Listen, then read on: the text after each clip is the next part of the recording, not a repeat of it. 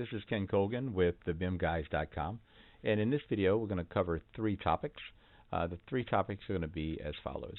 I received an email from you guys, and the topics were when mounting or adding a electrical outlet, how can we change the annotation from inches and feet to inches? The next one is how do we change the parameter from a type to an instance in the tag?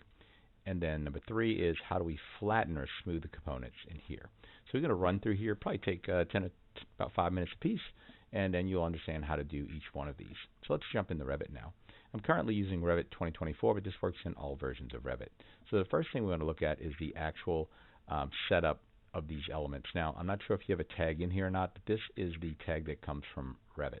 It's an electrical device circuit tag. This is the one that comes in. If you go up top and hit Insert Load Family, Electrical Device Circuit Tag. Now, what I've done is I've just loaded the tag, so I didn't have to go ahead and do that ahead of time, but it is, again, Electrical Device Circuit Tag. Now, what we're going to do is we're going to take this tag, and you'll see it's pulling up a question mark. The reason we're getting a question mark is because it's looking for a circuit, and the circuit doesn't exist. So let me just make this tag work proper, and then we'll go ahead and finagle it. Now, I'm going to come up top and go back to Systems, and on the Systems tab, I'm going to add an electrical panel. So Electrical Equipment, we'll just cancel that. Dang. All right. Well, if it did have an electrical equipment, we could put a circuit on it, etc. And that's where that question mark comes in. Not that important if you're not using circuiting. Now I'm going to grab this element, and it doesn't have to be this particular family. If you're using a different one, that's fine. I'm going to hit Edit Family. Now when it opens up, you're going to see there's a number 1 or something here. This is what's called a label. Think of these as these little tags as little minions that hold up a sign. They hold up a sign, and it's going to put that information next to it. Now, the minion is talking to the physical element. So the physical element is the family that's placed on the wall, like the receptacle. In this instance, you'll see this one here happens to be at level 0. I'm going to move it up to let's say 42 inches. So that element is moved up to 34 inches. And if you now want to go ahead and if we want to show that as the information here, we have to tell the tag or the minion. He's going to hold up a sign talking to the element. Now, let's go up top, and we're going to get back to that family. It's right here. And it just has a number 1. Now, this is a little sign or a little tag that's drawing data from the receptacle. So if I go up top here, and I think you guys already have it partially built because you actually showed it to me. Let's go back to the Word document. You can see that it's not pulling the right information, but it's going to be a real simple fix. So if you haven't done any of these before, now you can actually see. I'm going to go up top and hit Edit Label. Now currently it's pulling the circuit number. That's not important to us, so what I can do is grab this circuit number and push it out. Now what is important to me is the elevation from level, so I'll push that in.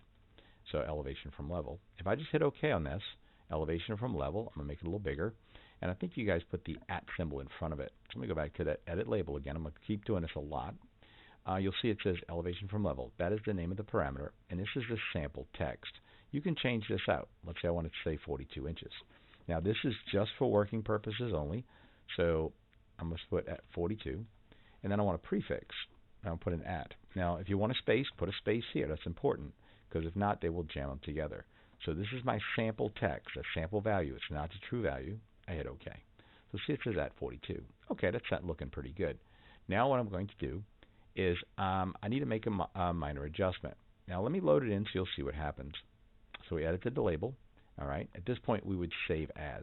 Now we've got the electrical circuit. I don't want to overwrite that, so I'm going to go over to the top and hit Save As. Do you want to overwrite the existing tag? No. So what we'll do is we're going to go give it a new name. Now you may want to put maybe GLA in front of it or whatever, a GLP. Okay. Now that's going to delineate it as hours. We hit Save on that. And again, you may have already done this this far. Let's go load into the project. I'll load into project 3. That's the one I'm working on. And at this point, it doesn't update. But when I touch the element, see how it's actually showing at 3'6".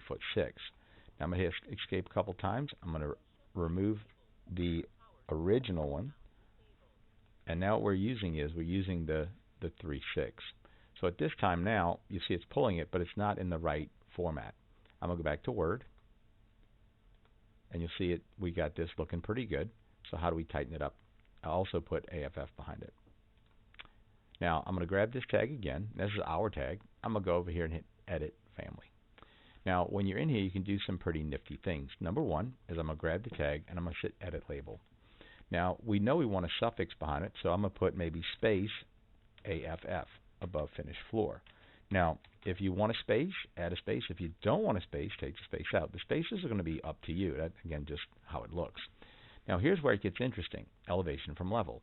You'll see there's a little hand with a little number icon next to it. This is conditional formatting. Not exactly. It's not conditional. It's formatting. So you have formatting. Conditional formatting would say make it yellow if it's over 42 inches or something. So at this point, I'm going to say instead of using feet and fractional inches, just use fractional inches. So that's going to say 4.5 inches, 22.5 inches, etc., etc. You round it however you want it to show. All right. At this point, do you want any symbols? At this point, I want the inch or inch symbol. That's going to put the two little markers there. You can also do some different things like, I know it's not going to be 10,000, but digit grouping is actually a comma between, let's say, 1,000. 1, 1,000. That's digital grouping. Okay. And we'll go ahead and hit OK on that. So we've now customized the formatting for this element. Hit OK. At this point, I'm going to pull a little wider because I don't want it to wrap. And then we'll save it. And then we'll load it into the project. Hit OK on this. Now, what we're going to do is it's going to ask us this question. Here's a good rule of thumb when working with families. Always choose the top one. If you use the bottom one, it's going to force parameters on objects here. It's not going to be much of an effect on a tag, but if you were forcing it on a door, you could screw up the doors in the project. So always use the top one. And you'll notice now it says at 42 feet, 42 inches, excuse me, AFF. Let's go back to our Word document. And in the Word document, you'll see there is an A, and there's a bit of a space, and then there's that information. So now you can tweak this and make it look the way you want. So there we go. That is number one there.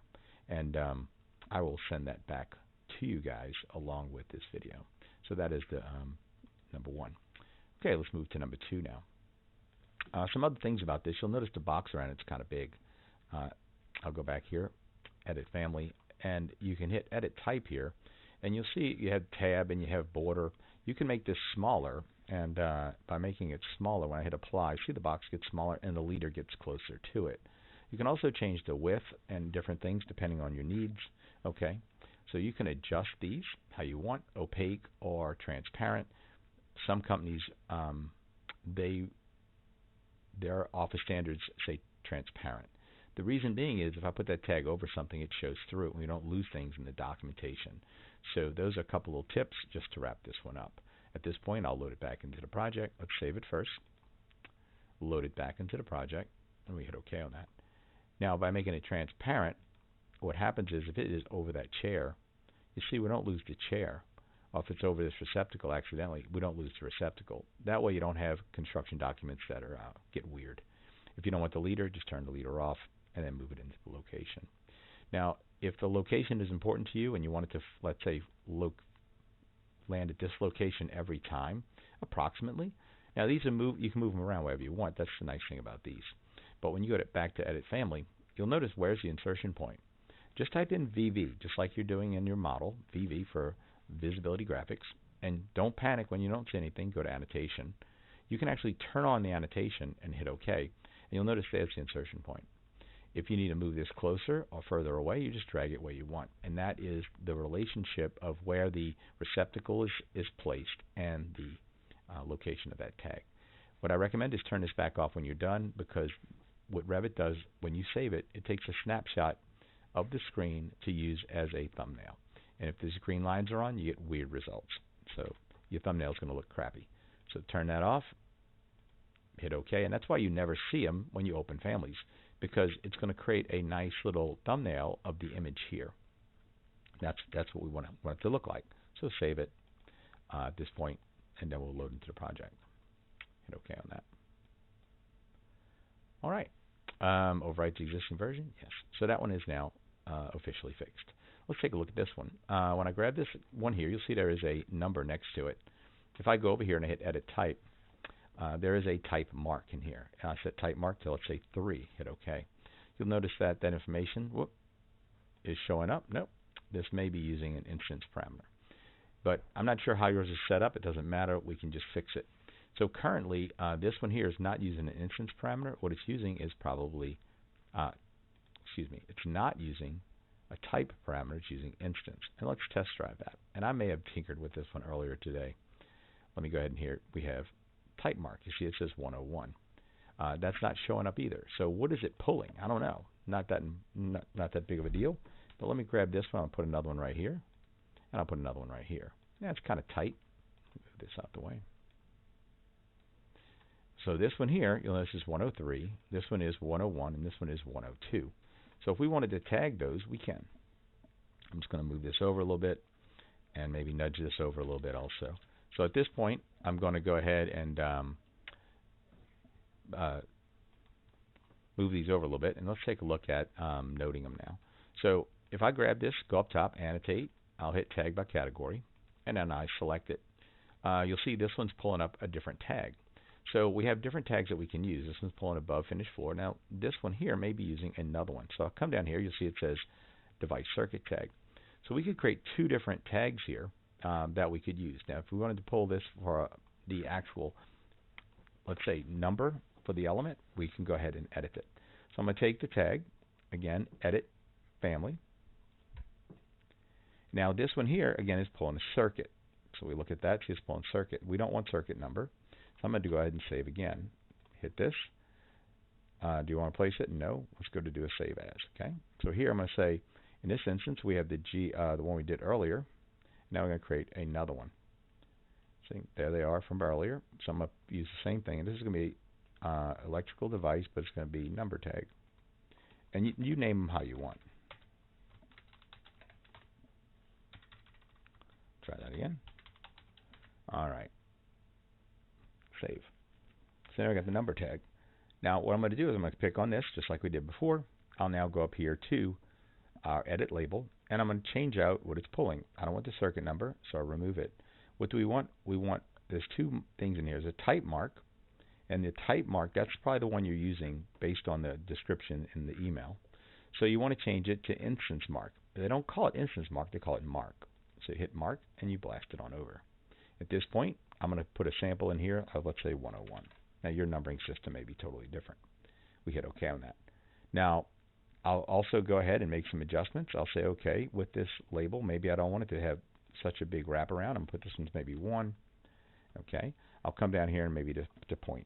Again, we can adjust these how we want, and you'll see how the box actually adjusts. I'll make it a bit smaller. Now, what this is device number tag.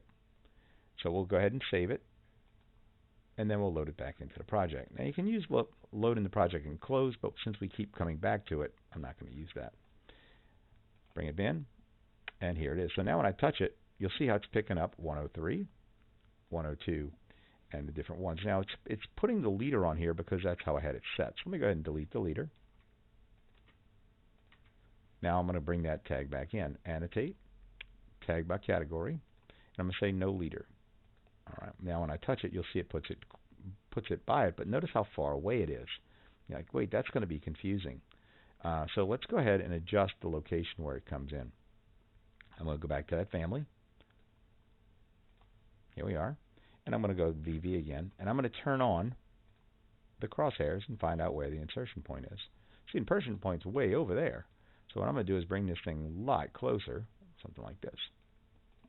We'll save it. Load it back into the project. At this point, overwrite the existing version. Bloop, see it jumped right there. Now, at this point, you may finesse it a little bit. I want to move it to the left. I want to move it to the right. But see, it's almost dead on what that thing is.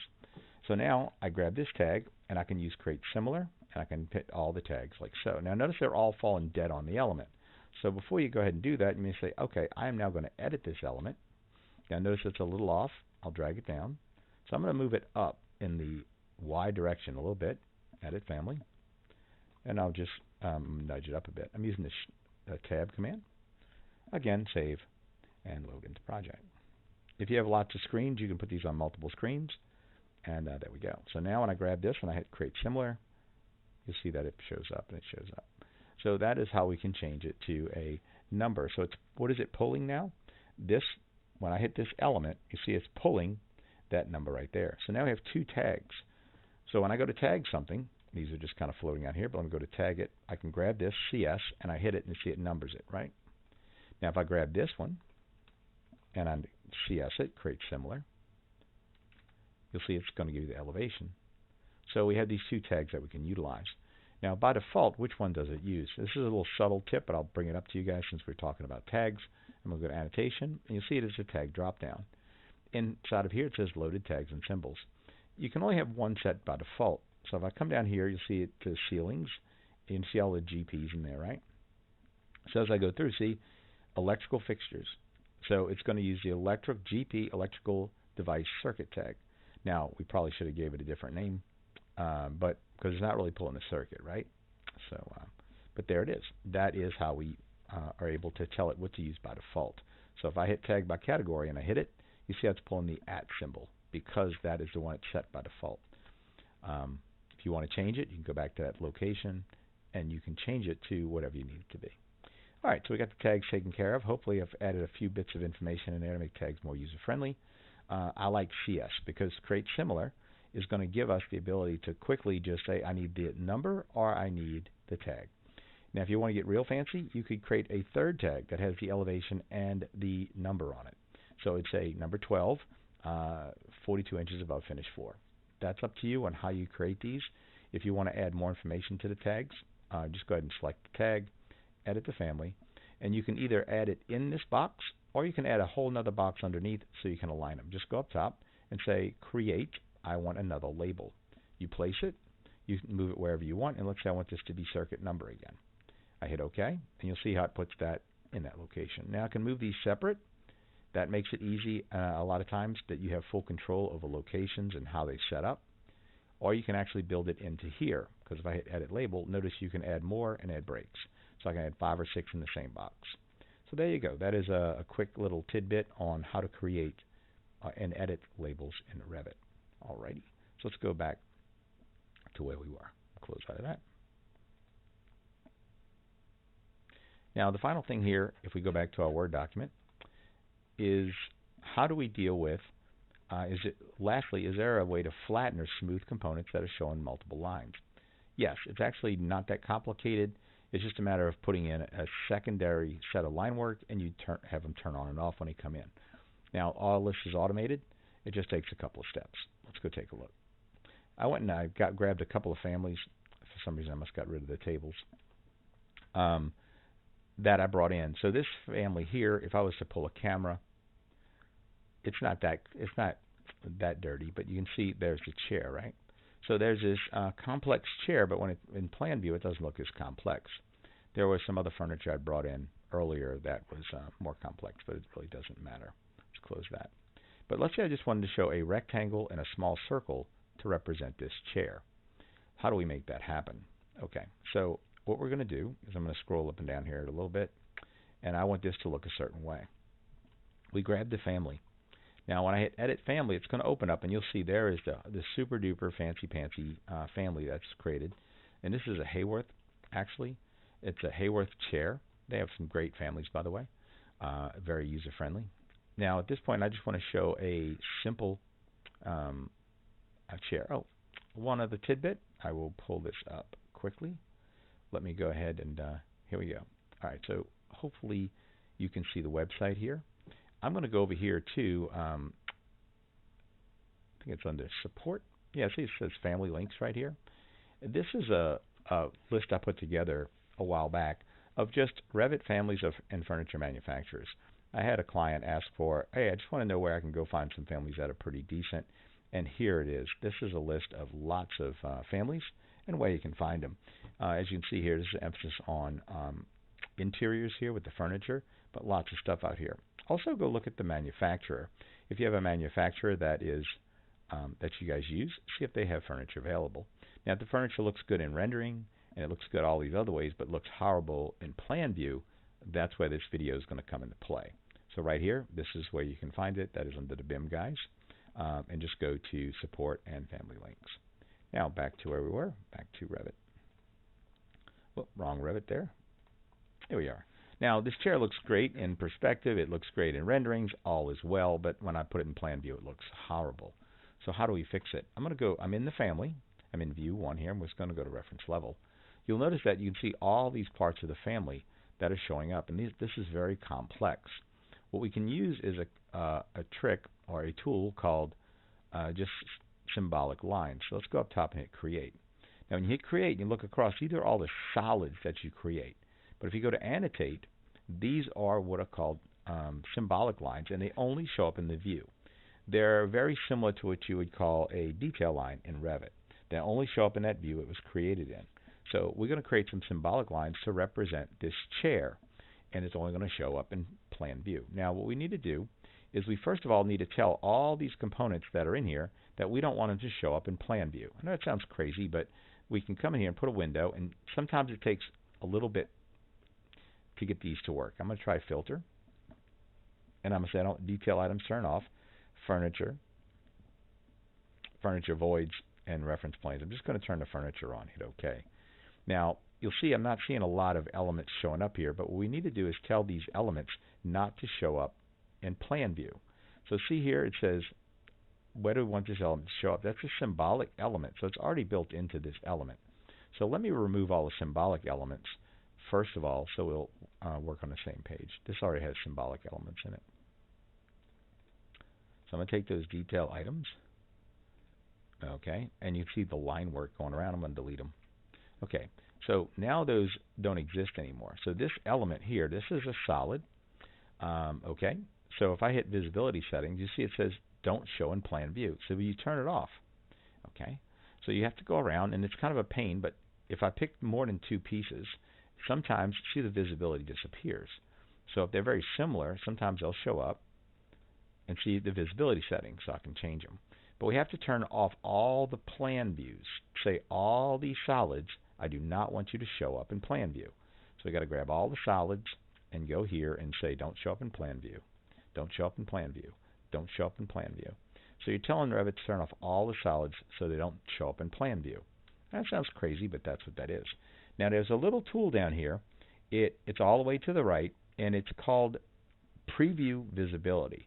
So if I turn preview visibility on, see how all of the physical solids disappeared. I'm not going to see that when I bring it into my plan, because what I've done is I told Revit to take everything that is a solid and I say don't show it in plan view. Show it in the other views, I'm fine with that, but just don't show it in plan. Hit OK. Now what we're going to do next is when I turn this off, it's very hard to see, but see how these are a lighter gray. That's telling you that this item is a solid, but it's not showing up in the view. So watch what happens if I set this to show up in plan view. I hit OK. You'll notice that it shows up in black. So it's subtle. It's kind of hard to see from up here, but if you get in close, you'll notice this is going to show up in plan view. And watch when I show plan preview visibility on. Notice that one solid still shows through. So you can turn on and off solids also. You say just show 3 solids that represent this actual element. That'll give you a lot cleaner graphic. But since you want to draw your own, I'm going to say, hey, Revit, take all these elements, visibility setting, and turn it off. You can also run this visibility setting while you're working. Now, what I'm going to do is I'm going to come up top and say create. Now, I always go there for solids, but what I want to do is now go to what's called annotate, and I'm going to create symbolic lines. Now, I'm not going to use model lines because model lines will show up in 3D and they'll show up in elevation and section. So I don't want that. I only want them to show up in plan view. So I'm going to skip over create. I'm going to go to annotate. Now you have a line tool in here. It's called symbolic lines. You have the ability to adjust them just like all the other line type. And I'm going to draw a simple rectangle that's going to represent this element. Now if this thing is parametric, when you draw the element in, what you want to do is make sure that you lock all of the relationships so the parametrics will work.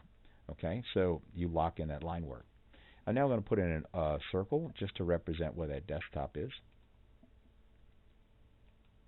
Now if I want to trim lines and all that, you can do that. Let's make this thing a little bigger, right? If you wanted to trim out these lines, you could trim this line, drag it back, let it go, okay, lock it. So now we have this relationship. Let's see, I'll even try to do this one here. Okay, so now what I've done is I've created what's called symbolic lines here.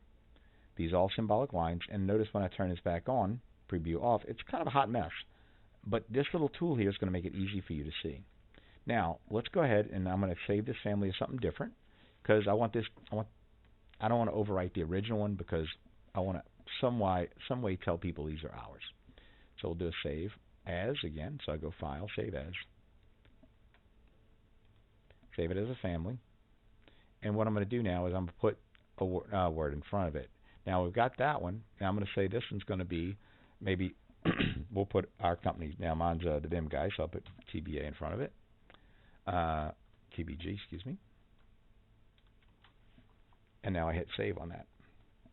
So what I've done is now I've created a new chair that contains the specialized symbolic line work. Now I load into the project. And as it comes in, see it's represented as a three-dimension, as line work. Very simple, very easy. And when I place it, now the category here is partially grayed out, as you can see here. Halftone as we come down, it's halftone. So it's got a view template running, so no big deal. But notice how the elements are sitting there. Watch when I pull a camera. Pick here, pull through the objects. Notice we get the same representation. So they work great in rendering. But when we're in plan view, we're able to do what we need to do. So back to our plan view. By turning this on, this is going to give you the ability to see what's working. Preview visibility off. And here it goes. Now, when you save the family, just like we did in the other views, what I recommend is go to the family, right? Go to the 3D view of it, okay? Now I'm going to hit the close button because we have a lot of stuff open. And I want to see what this one is as far as 3D. So there might be a 3D view. There we go. Or sometimes if you're using other people's work, come down here and look on the 3D view, and they'll have there's certain views like view 1. Let's go to it. See how it's all pretty and it's ready to be saved. By saving it using this view, we're going to have the pretty icon when you go to load the family. But this one is more user-friendly. So when you get out of it for the last time, go up top and hit now. I hit save. So I'm saving the TBG chair. By doing it in 3D, it's going to take a thumbnail of this and make it pretty. Load into the project. Hit OK. Overwrite the existing version. Everything looks the same. Let's go back to our plan view. Boop, cancel. All right, plan view. And zoom in, and there's our chair. So that is how you are able to simplify furniture. It does take a little bit of getting used to. Once you do 2 or 3 of them, you're good to go. You'll be able to just blast through these. So you can create these simple representations of the objects. So hopefully those tips helped you guys. We'll recap again just to kind of wrap this thing up. The first one in here was just changing the formatting of the text. The second one here was choosing a different parameter to be drawn upon. And the third one here was to implement a symbolic line or symbolic lines and then turn off the solids in the plan view. And that's how we clean everything up. Okay, so I hope you enjoyed the session. If you have any questions or comments, you can reach out to us at thebimguys.com. And my email is ken@thebimguys.com or kcolgan@CADTech Seminars.